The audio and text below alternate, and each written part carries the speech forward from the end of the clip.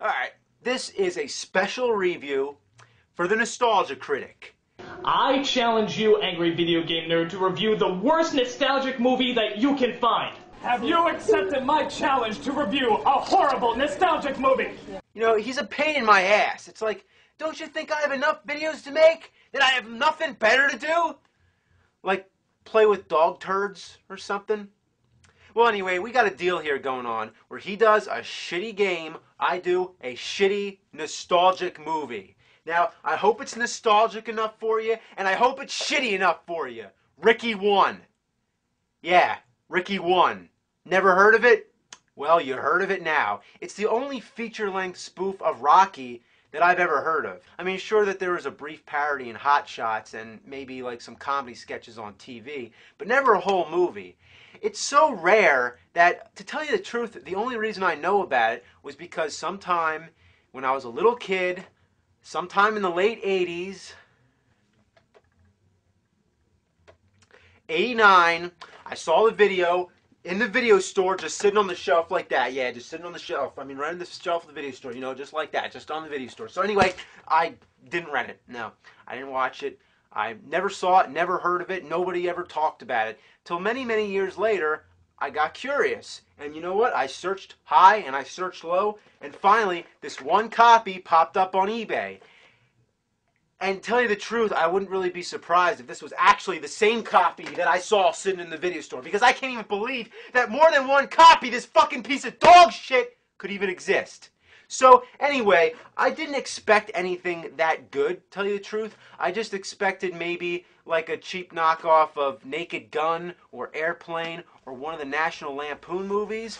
So yeah, I didn't expect it to be that good. But what I saw, oh God! Ricky 1, here we go. So this is our star, and there's not really much to say. He dresses like Rocky, and his catchphrase is, "Don't be negative." Hey, come on, don't be negative. Don't be negative. Oh, hey, come on, don't be negative. Don't be negative. Hey, come on, don't be negative. I don't get it. When does Rocky ever say that? Maybe it's a takeoff of absolutely. Yeah, Rocky always says absolutely, which means positive, which is the opposite of negative. So he says not to be negative because he's positive. Whatever. He's also a male stripper, which has nothing to do with anything. And why does he have a horse head? Is it supposed to be a takeoff of the Italian stallion?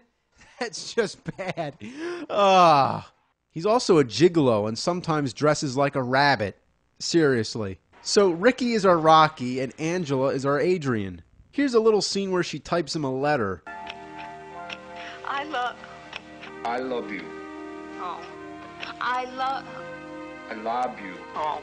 I lob you? What the hell? I love you. There's also some guy who keeps randomly calling about some pornographic business. $100.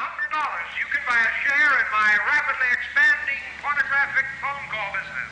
Shove it, you scummy asshole. What does any of this have to do with Rocky? Asshole. In the place of Apollo Creed is this guy which they keep calling the Champ, that's all. Toward the end of the movie, they finally give him a name, the Silver Shadow, but most of the movie, he's just the Champ. We fight the champ? That's what I said. Hey, come on, champ's the greatest. Well, beat him, and you're gonna be the greatest. I can't beat the champ. Why? He's a champ. Can't beat the Champ because he's the Champ. Then there's this home security scene where some guy shows off an exploding doormat. Oh, yeah. You mealy mouse cowards!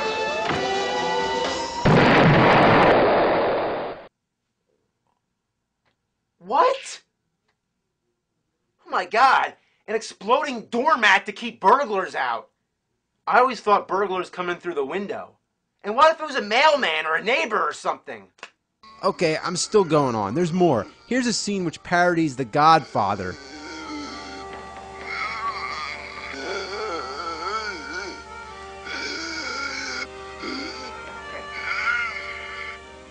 Okay, is The Godfather really that hard to understand? You know, that's actually probably one of the few moments where it comes close to being funny. But it's just stupid. Then there's somebody laying dynamite around. I seriously don't know what's going on. You might think it would make more sense if you saw the whole movie, not just random scenes out of context. But no! I assure you that I sat through this thing and it just blows my fucking mind. By the way, Hitler makes a cameo. Why? I have no idea. There's also a character called Dr. Foreskin and Officer Boner. Pretty funny, huh? There's a guy in the background giving a blowjob to a blow-up doll. X-ray? Y-ray? Oh, come on! Well, anyway, I gotta wrap this up. Toward the end of the movie, Ricky starts training to fight the champ, and this is when it finally starts resembling Rocky. But at this point, I don't even care anymore. I gave up a long time ago. There's this guy who becomes his manager and trainer, obviously supposed to be Mickey, but he doesn't make any effort whatsoever to imitate this character. It's like they just put the hat on him and that's it. Where's his grouchy voice and wise-ass remarks? You're gonna eat lightning, and you're gonna crap thunder.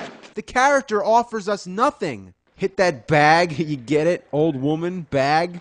So the training goes on, they tie him up, throw punches to his face, he jogs backwards with his pants around his legs, there's a famous weightlifting fall through the floor gag and some bad erection jokes. What's the matter? Huh? Can't get it up?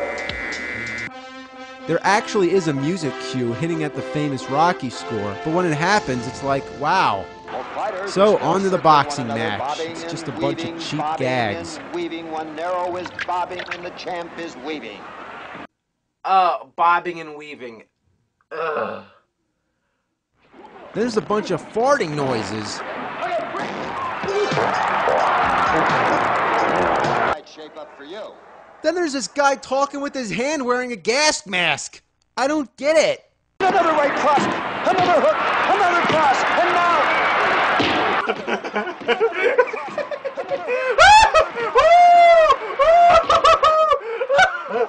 Oh, God! Right cross, another left hook, and another right cross. Those last two blows were like hammers.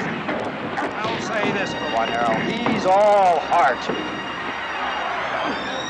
Oh, my God! Ricky won!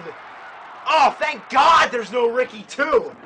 All I can say to you, Nostalgia Critic, is fuck this movie and fuck you for making me watch it.